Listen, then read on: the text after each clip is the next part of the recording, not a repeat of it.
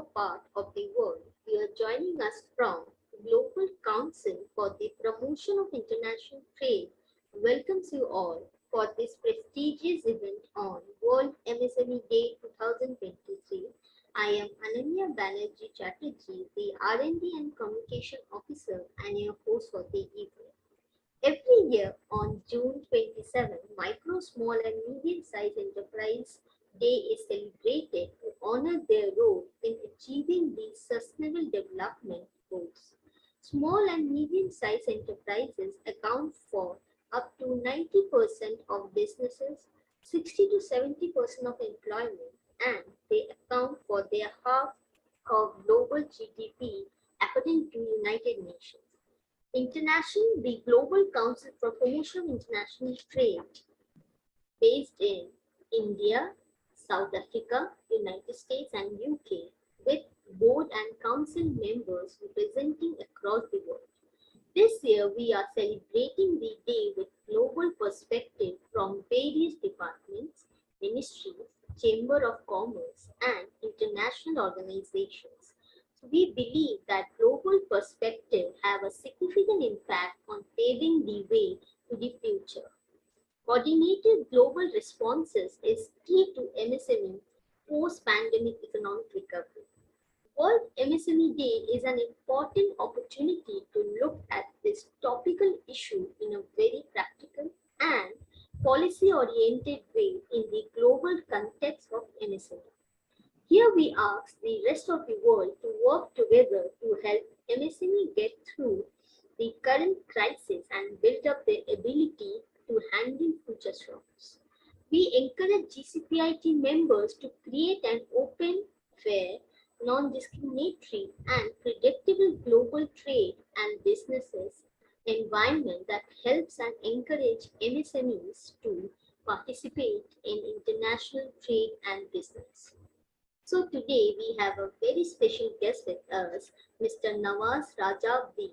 He is the founder president of Confederation of Micro, Small and Medium Industries, COSME, Sri Lanka, head of UNIDO, overlooking all UNIDO initiatives here in Sri Lanka, ambassador for the World Union of Small and Medium Enterprises, WUSME, based in San Marino, experienced national director with a demonstrated history of working in international trade and development industries, skilled in negotiation, CSR, and business planning.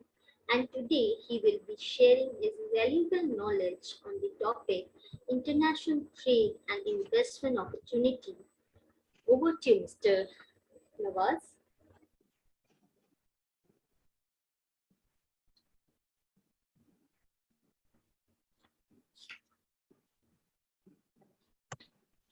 Yes, can you hear me?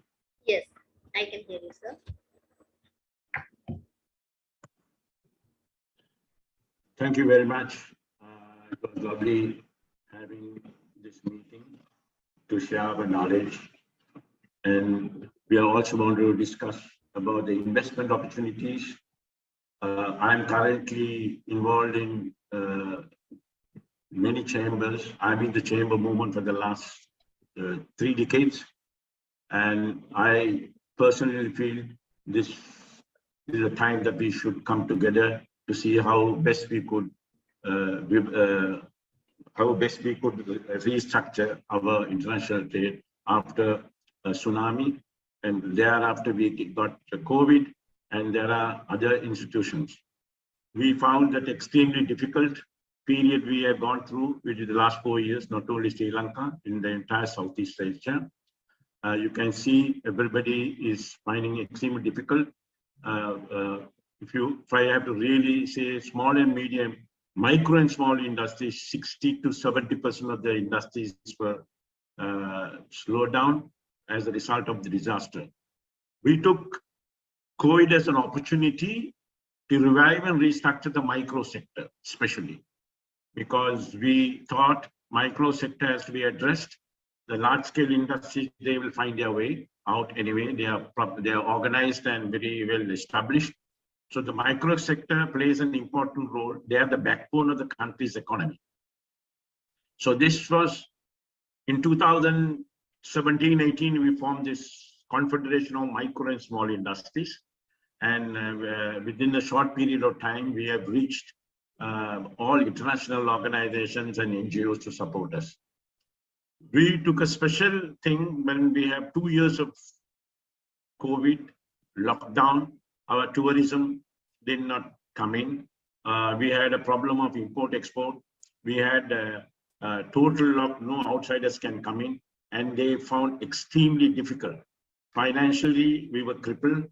All our foreign reserves were gone. Thanks to IMF, they came for a bailout scheme, and I must especially thank the Indian government, our neighbor, who came forward first to revive and restructure our economy.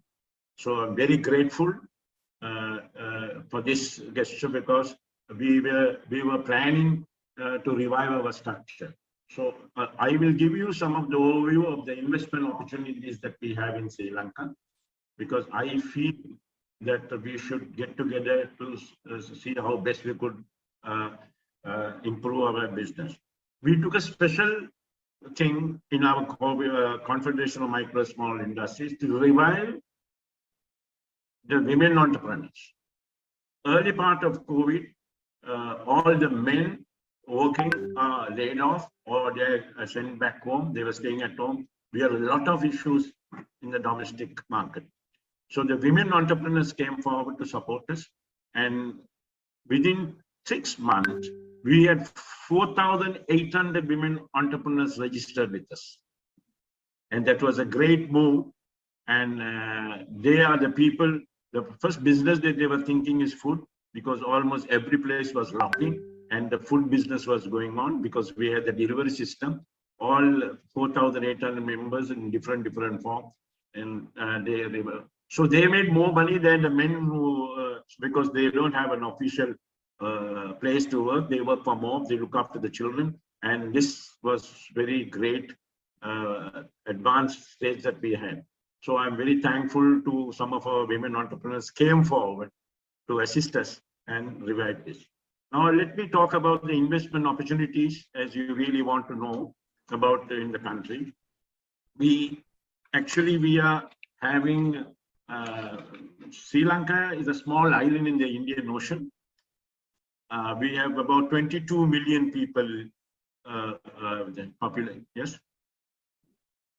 Can you hear me? Sir, sorry for the interruption. Can you hear me? Yes. Sir, can you please share your screen? We need to see the PPT. Share your PPT. Screen. Yeah, that's what I'm going to download. Okay. So now the current economic facts I want to just brief you. Okay. No GDP in 2022, we had 75.3 billion US dollars, and our GDP per capita income was 3,362. Even though our per capita income is 3,362, after the COVID it has dropped, and we are now not on the underdeveloped, more we come in the underdeveloped state.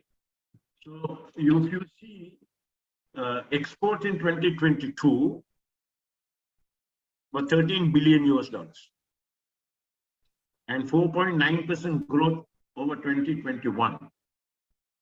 Then trade deficit in 2022, there was 5.2 billion US dollars, whereas import expenditure 2022 was 18.3 billion. You can see the parity difference between import and export.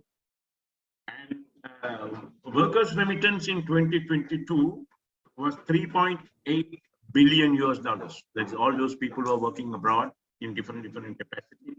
Our tourist income 2022 was only 1.1 billion. Foreign direct investment in 2022, it was only 1 billion US dollars, and IMF in 2022 is 2.9 billion. So these are the figures that we have in the hand. You can see my slide 2. We can see the number of greenfield FDI projects sector in 2022. That clearly shows the foreign direct investment project in the country in software. You can see it's all even there: business and professional, tourism, education, logistics, rubber products that are already shown very clearly in the slide. So especially some of these local manufacturing items are here, and we are now looking also for a joint venture investment on this particular project. Then you could see the next slide, per capita by capital expenditure in China. The top 10 investing countries in here in Sri Lanka was China. Takes a lead of about 3,000. Then comes Hong Kong, also subsidy, and India also comes in as a third. Thereafter, you can see the slides where UK, Madagascar, Netherlands, Malaysia, Singapore, UAE, and Mauritius, they come in order. And US is a small part of the investment. So these are the things that we have to. So the inbound, Sri Lankan inbound FDI projects, that's great because I think US takes the lead in the whole operation. China comes second, India came third. If you see the slide where Sweden, UK, Japan, Singapore, Malaysia comes down, the ASEAN countries and Southeast Asia. So this was very a good thing because we can see the number of interest shown in investment in our country, even though with the current political, or we can say so we have our natural thing because of this. We had a bad issue where the finance is concerned because our reserves are dropped tremendously over a period of time. I can also see that the sectors of investment. Investments are in manufacturing sector, pharmaceuticals, apparels, and textile industries take the lead. Electrical and electronic and rubber and auto components are thriving. It is just coming up because of the number of industries that are growing. We also see the medical devices, machinery, appliances, value-added minerals. We have a lot of minerals here, and they are exported in large quantities. Now, different countries has come in to see how best we could do value addition to export, which is about 1,000% more than the raw material that have been sent. So that is one of the reasons Sri Lanka is looking for investors for value addition of all our products, especially gems. Is one of the items that we have. We have other traditional products like tea, rubber, coconut tea. Value addition of tea is in a big way. We were selling only bulk tea, but now it doesn't go. It is called all on value addition. Infrastructure is renewable energy and integrated hazardous waste.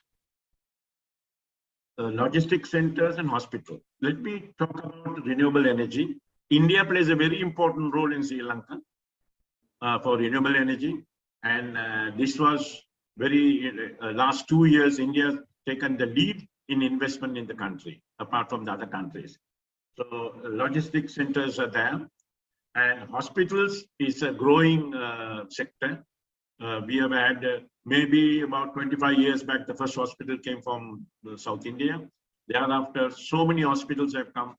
Up to now, there are more than 8 to 10 private hospitals are there. Even now, you can't even get a place to go in it. It was so crowded because not only Sri Lankan, there is also medical tourism from the neighboring countries like Maldives and other countries also come here. So that was one of the thriving industry. India should play an important role, and because we are very close neighbors. Then services, information technology, hospitality and tourism, and education. When you talk about information technology, that's also very great because most of the people in the information technology are from India, and they have trained the Sri Lankans here. Now we are working round the clock, and that is improving. Government has given enough incentive for these people to come and start their projects here. Hospitality and tourism is one growing industry after 2022. We have opened up. After the COVID. We have opened up for tourism. Most of the tourists who are coming from Europe are for the beach resorts, because tourism plays an important role for our economy. And now, last month, they have made a cabinet proposal to allow all the South Asian countries to enter Sri Lanka without any visas. They will get visas on arrival, because visa also plays a, because it's every country has a problem that, you know, you have to apply, you have to get approval, you have to get letters. So here, when you're coming, you are allowed to give a tourist visa up to a period of 1 month or 2 months and 3 months, provided you show them you're able to maintain yourself. Education also plays an important role. Now, the current government that has come, it's like a Catholic government has come, they have opened up for education. Because now, in early stages, education was limited. There were private sector people, because private colleges are opened up. Now they are asking for people to come and set up a medical college, to have a training center, a skill development program. These are very important, and I'm sure government will give special incentive in these projects, so that, you know, they will see how much training they can be for the youth. If you see the number of youth that are passing out of the universities, we are unable to provide employment, because they are in one sector. Either they are, most of them are in the business sector. So we have to have a skill development program and training of this youth. So this can be very important. So we had to bring people from the neighboring countries for the training of the trainers. The agriculture, one thing is the processed food and fisheries. Processed food also plays an important role, because we have never have value addition for our fruits. And because we are producing organic fruits and vegetables here, we are also having large quantities of fruits that are going waste because no proper guidance. So we request people to come over and have a one-to-one meeting with them to how to revive and restructure, because waste is so much. We can even control this and see we can go into the export market. Fisheries is one thing. Even though we are an island surrounded by the sea, the cost of fish is so expensive. We are even started to import canned fish from other countries. So this is one of the sectors that are open for foreign direct investment. So I feel there is tremendous opportunity in this sector, and I'm sure we will be able to guide them. As Confederation of Micro and Small Industries, we have an excellent relationship with the government, and I'm sure we will be able to give all the facilities, especially all those people who come for investment. We can assist them as Confederation of Micro and Small Industries, because we have a one-stop shop for all these foreign direct investors. The investment threshold for BOI approval, that is Board of Investment threshold under Section 17 of the BOI law, investment infrastructure, including mixed development, up to 5 million rupees is $5 million. You are entitled to come over here and start our structure. We will give a one-stop shop opening and allow them to start. Housing and construction, which is a large-scale thing, even though Sri Lankan also have housing and construction contractors. Large number of people are now finished. We have converted more than 1,000 or 2,000 small apartments.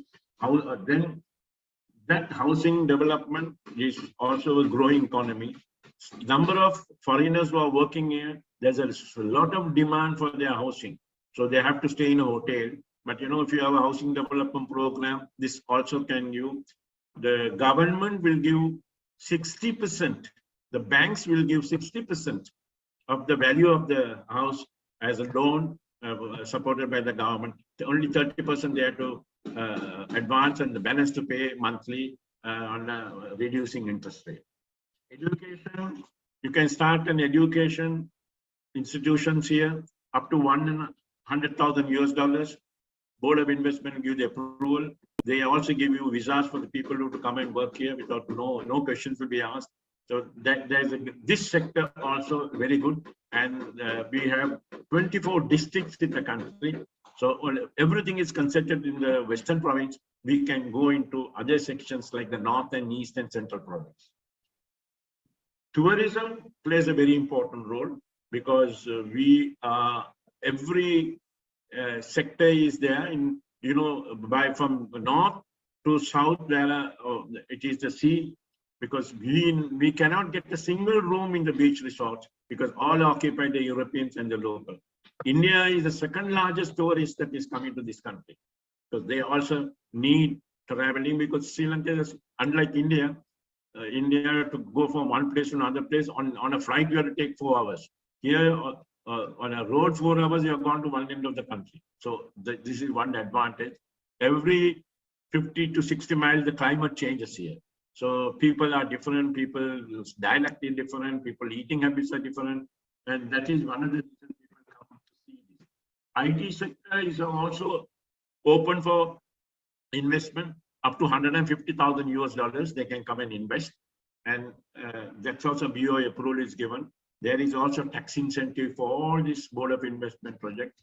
If anybody is interested, they can get in touch with us and we will assist them in our way. Agriculture is one. Recently, some of the Middle East countries have come forward for agriculture. They wanted the government to negotiate and give a large extent of land. For 100% will be exported. Most of the agricultural products that are here grown, and it is not only for Sri Lanka. Our immediate neighbor is Maldives. There is more than 1,000 islands. Their tourism is 10 times bigger than our tourist sector. So they need. So at the moment they are importing from the southern part of India. Rest of the thing is going from Sri Lanka. Then utilities, $500,000 as it goes in. Services sector is $500,000, different. Manufacturing apparels, which is the largest export sector, and we are 60%, 70% of our apparel sector is exported to United States. Then it goes to the other countries, to Europe and other countries. So apparel industry also plays a very important role. It's a great organization which not only apparel, we're creating a lot of employment to the people, especially the younger generation. They all in the apparel sector. Every apparel institution, 80% of them are young women who have come forward, and it's a lovely livelihood program for them. So this manufacturing and apparel is a very important sector to play. Large scale manufacturing is in the local market. It's about $12.5 billion. Anybody who wants to have a joint venture investment in this country, you can always have, and government is very, very liberal now to bring investment. Government is also now thinking to privatize all the public sector.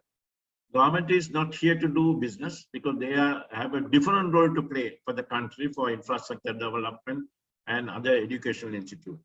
So when the public sector is always depending on the government revenue, even though every public sector, for example, when there is an industrial sector, which I was heading at one time, we require only 150 people to work to have a full potential. But there are more than 600 people working. These are all appointed by the local people just to give employment. So you can't give employment and lose money.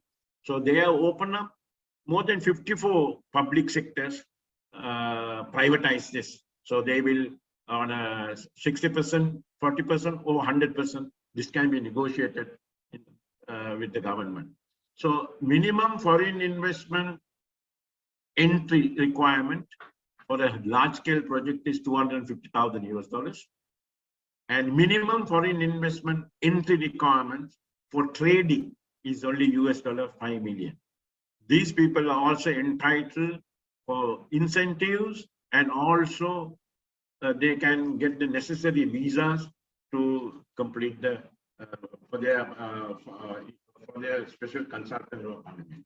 This is a very important sector, and I'm sure people will be interested in this sector. So we can play a very vital role in finalizing and facilitating these people.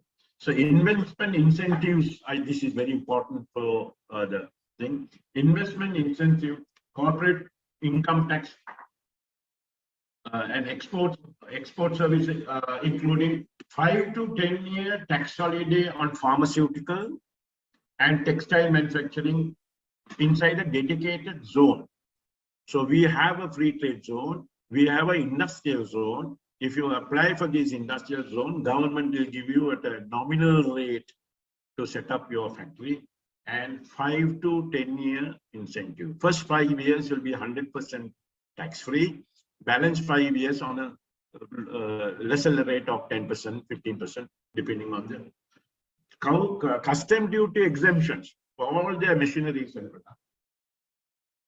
Like plant, machinery, equipment, and construction item during the project is exempted from duty and other things. So they can come almost duty free with a nominal local tax.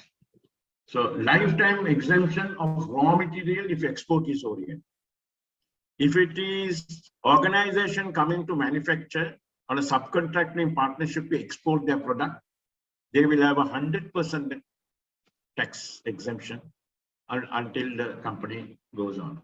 So port and airport levy is also one of the important thing. Importation of capital goods and investment over 50 million US dollars. Exemption from important projects related capital goods by the Bureau of Investment Enterprises during the project. Implementation, construction period, but prior to the commencement of commercial construction, lifetime exemption for raw material if export-oriented organization. So that is another special incentive where large scale. We have a few organizations in Europe. They have set up a plant here to take back all the manufacturing items, because you cannot manufacture in their own country because the labor cost is so high with the taxation. So they can get it as almost for nothing. So then cess exemption. Now importation of capital goods investment over 50 million, exemption from cess, that is on importation of any goods by the BOI enterprises during the project. Implementation, construction period, but period to commencement of commercial operation if invested on or before, on or after March 6, 2019. So anybody else invested after 2019, it is open up to now, they can get all these incentives. So lifetime exemption for raw material if export oriented, also same process that is there. Then value-added tax for exemption.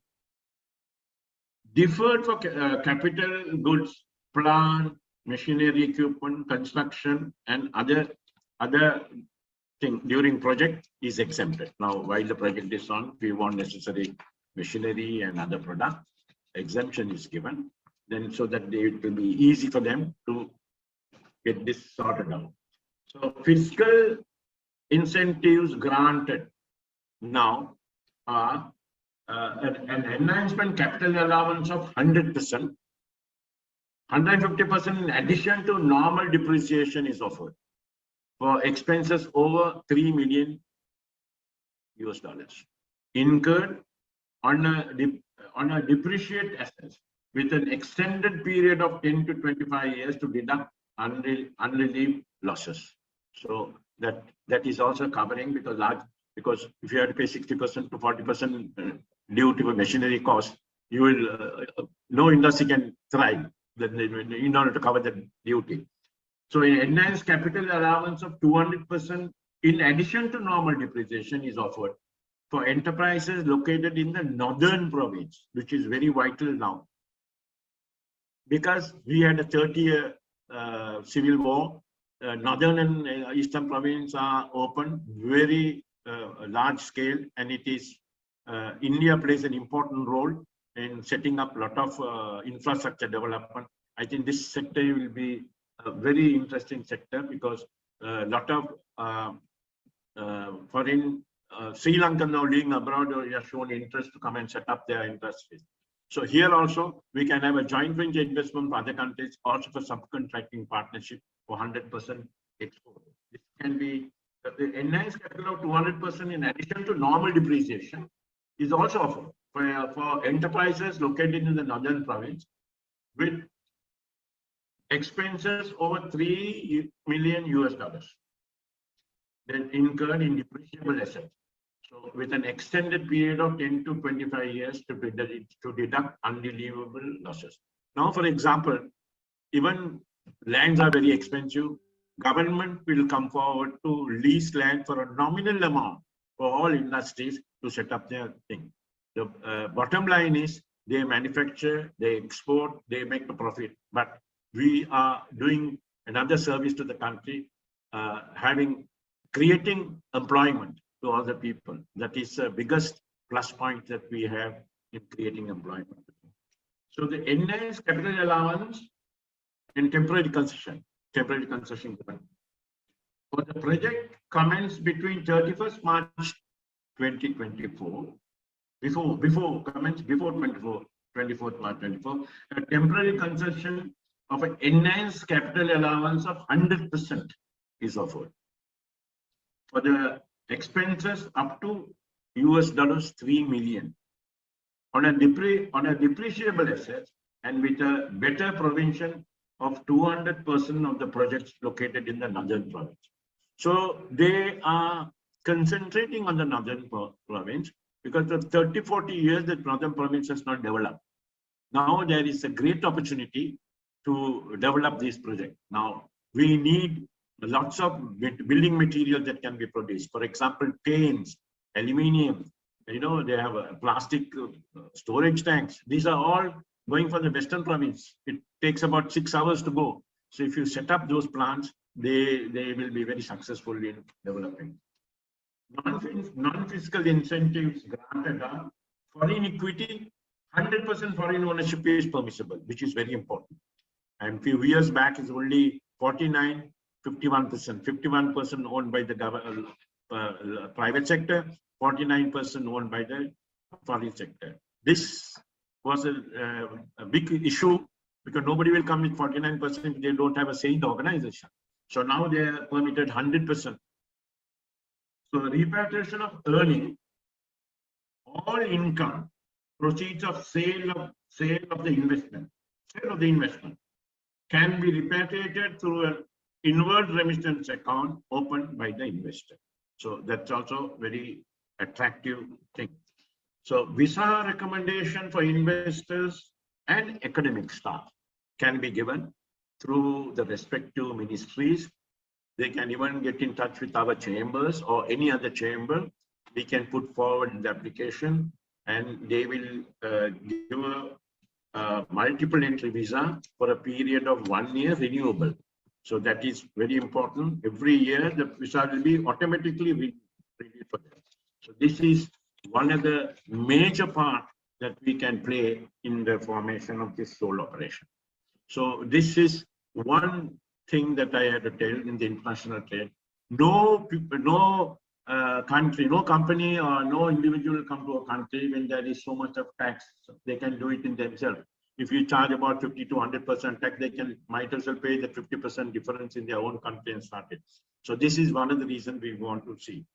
Now I want to talk about the micro and small sector in the country. Micro and small sector, we have indirectly, we don't have a proper data plan for this, but approximately we have got about 1.6 million micro and small sector in the country, of which about 600,000 are informal sector because they are scared to come forward to register. So we as a chamber coming forward to register them so that they can go into the banks to get some micro funding, venture capital, so this sort of thing. So these sectors play a very important role because they are the backbone of the country's economy. So just imagine 1.4 million registered, unregistered will be more. We have got 24 districts in the country. I will give you a story a success story of the MSME, which I not even put forward there. So success story of the MSME is I got 10 points to say, and 2017-18, two young entrepreneurs came forward to start a product for herbal, because imports are not allowed. They found it extremely difficult. So we had a lockdown period during the COVID time. So these two young boys educated young boys started to thought of manufacturing herbal products, 100% herbal products, so that it can not only manufacture but also do the marketing. They don't have a huge showroom to market, but they have a network. So 100% local SME. This is 100% local SME started by these young people during the period of COVID. Products used are 100% local raw material and ingredients in the production process. 100% value addition for everything. So you can just imagine, it is a herbal product. So production process conform to higher standards such as GMP, ISO 9000, and other. And the certification of Department of Ayurvedic product also granted state-of-the-art production facility setup. So that means they approve and they stamp it, and the government approval is there. So no hassle for them, where from time to time they keep on checking this. Success of the company is mainly on the marketing model. Imagine marketing model, which uses network marketing method for their product. Very strange, first time it has happened in this country for the MSME, without having a huge showroom and paying a large amount of money for infrastructure and overheads. So what is it? 50% of the 50% of the market research program is passed on to the network members. The network members in the form of discounts and commissions. Amazed, sales can be promoted through direct marketing and drop shipping. So there is a large quantity of, say, all on marketing. You can register yourself with Herbline. The product is Herbline. Herbline is the product that is now currently. So what they do is they register with them. Now there is every university, because these all herbal products are shampoos and hair creams, face cream. So most of the people who are marketing are young university girls who are online marketing. They don't have to buy and take money. They take the order, send it direct to the organization. They take online payment or cash on delivery and deliver it on Uber. And these people get a certain allowance of 10 to 15%. So which is very good for them, because sales can be promoted through direct marketing and drop shipping. That's also one of the items that they plan to do. Within 2 years in the establishment, 2 years of the establishment of the business, the company has built a network of 250,000 independent sellers within Sri Lanka, which is a great achievement for them. 250,000 people. So now we are directing in North and East. Without North and East only they have started this. North and East also can bring about 50 to 100,000 in the two sector.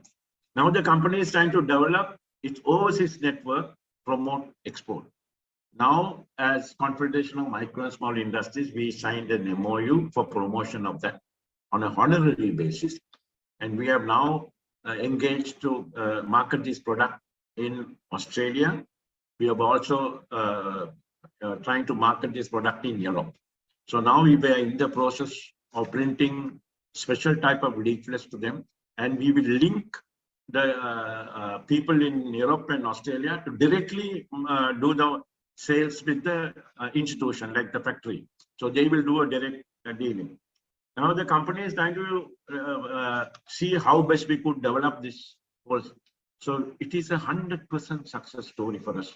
From zero, they have started, 2 young individuals coming within a short period of 4 years, 5 years, they come to such a level, and their product is 100% thing. I will send some of those leaflets to you all just to see how best, because most of the Indian tourists who are coming here, they look for our product, herbal product. Like most Sri Lankans who travel to India, we are looking for Indian herbal product. So this is the system that is followed, and it was nice. So within the short period of the company expansion, expanded its product portfolio to over 120 products, not a small joke, 120 products of high quality herbal cosmetics, covering skin and hair products ranges. So they have a large section of this coming. So this is our success story in the micro and small sector. So I'm very proud to say these two individuals showed an example to the other people how they can market and come forward. Thank you very much for giving me the opportunity to give some overall view of investment opportunities in Sri Lanka and a success story of our herbal product in Sri Lanka.